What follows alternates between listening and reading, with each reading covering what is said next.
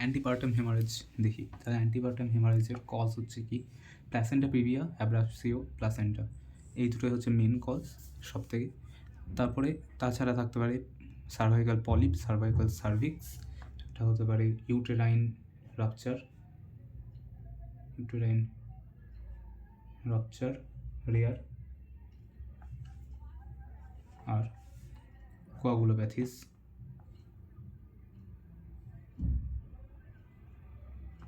Varicose ভেন্টেন এগুলো লেখার দরকার নেই, এগুলো মেন বইয়ে লেখা নেই। এবার যদি আমরা দেখি মেন দুটো কজ, প্ল্যাসেন্টা প্রিভিয়া আর অ্যাব্রাপসিও প্ল্যাসেন্টা। প্ল্যাসেন্টা প্রিভিয়া মিন্স এটা যদি আমার ইন্টারনাল অস হয়, এটা যদি আমার ইউটেরাস হয়, তাহলে প্ল্যাসেন্টা প্রিভিয়াতে প্ল্যাসেন্টা একদমই মুখের কাছে উইদিন 2 সেন্টিমিটারে চলে এসছে, ঠিক আছে, তার জন্য ব্লিডিং হচ্ছে। তো যেহেতু এখানে কোনো প্রবলেম নেই, তার জন্য ব্লিডিংটা হবে পেনলেস এবং ব্রাইট রেড কালারের। তো অ্যাব্রাপসিও প্লাসেন্টাতে প্লাসেন্টা ছেড়ে গেছে, অ্যাব্রাপলি ছেড়ে গেছে, সো এখানে পেনফুল ব্লিডিং হবে। ক্লিনিক্যাল ফিচার্স কি, এখানে পেনলেস ব্রাইট রেড ব্লিডিং হবে, এখানে পেনফুল কালো কালারের ব্লিডিং হবে। ওকে, এবার এখানে প্রি অ্যাক্লামশিয়া অর্থাৎ হাইপার টেনশনের কোনো চাপ নেই, এখানে 1/3 কেসেসগুলোই প্রি অ্যাক্লামশিয়া আছে। অ্যাবডোমিনাল এক্সামিনেশন আমি কি দেখতে পাবো, যে হাইটে অফ ফান্ডাস এটা প্রপোর্শনাল টু এজ, এটা নয়। এখানে ফান্ডাস সফট রিল্যাক্সড, এটা নয়।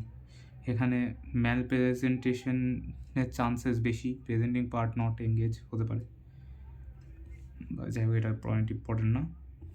এখানে এফএইচএস ফিটাল হার্ট সাউন্ড প্রেজেন্ট, এখানে প্রেজেন্ট নয়।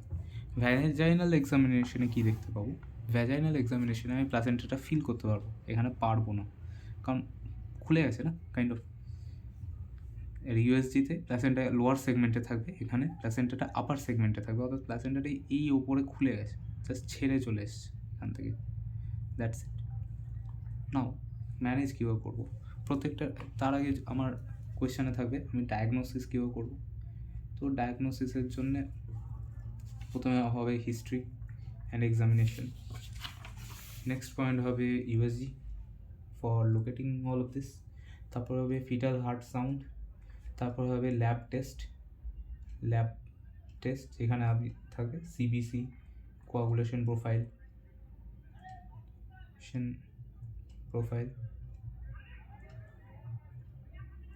Blood typing, everything.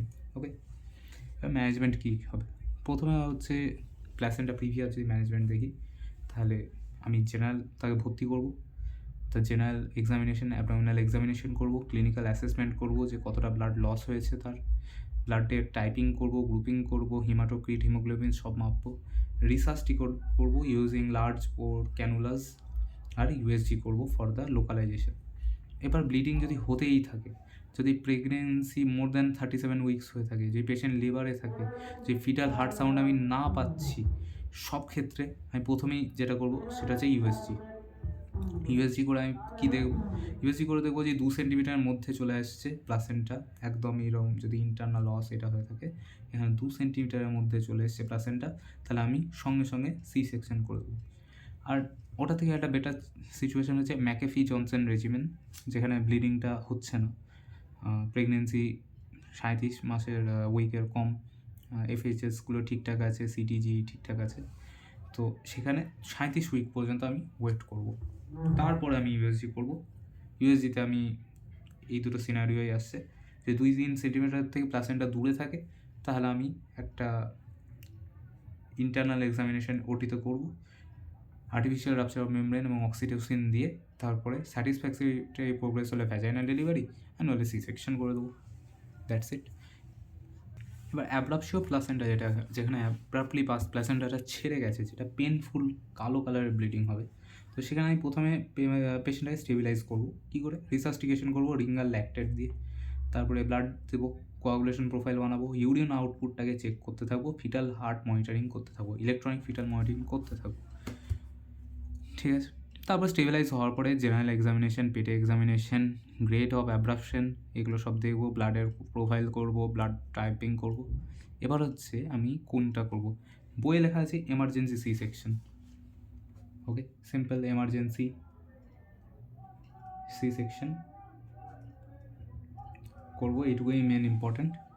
তাও যদি আমার মনে হয়, একটা হচ্ছে দুই ধরনের ব্লিডিং হতে পারে, একটা ব্লিডিং দেখা যাচ্ছে রিভিল্ড, একটা হচ্ছে কনসিল্ড। যে কনসিল্ড ব্লিডিং হয় তাহলে আমি দেখবো যে লেবারে আছে কি না, লেবারে আনার জন্যে আর্ম আর অক্সিটোসিন দেবো, দিয়ে ভ্যাজাইনাল ডেলিভারি করবো, অথবা ডাইরেক্ট সি সেকশন করতে পারি। আর পেশেন্ট যদি আগে থেকেই লেবারে থাকে, সেখানেও আমি আর্ম আর অক্সিটোসিন দিয়ে ভ্যাজাইনাল ডেলিভারি করতে পারি। যে পেশেন্ট ডেলিভারিতে লেবারে না থাকে, তাহলে যে কোনো একটা ইচ্ছা মতো করতে পারি।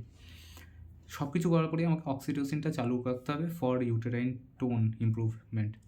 ওকে, এবার ভ্যাজাইনাল অ্যান্ড সি সেকশন কোন কোন ক্ষেত্রে আমি করব।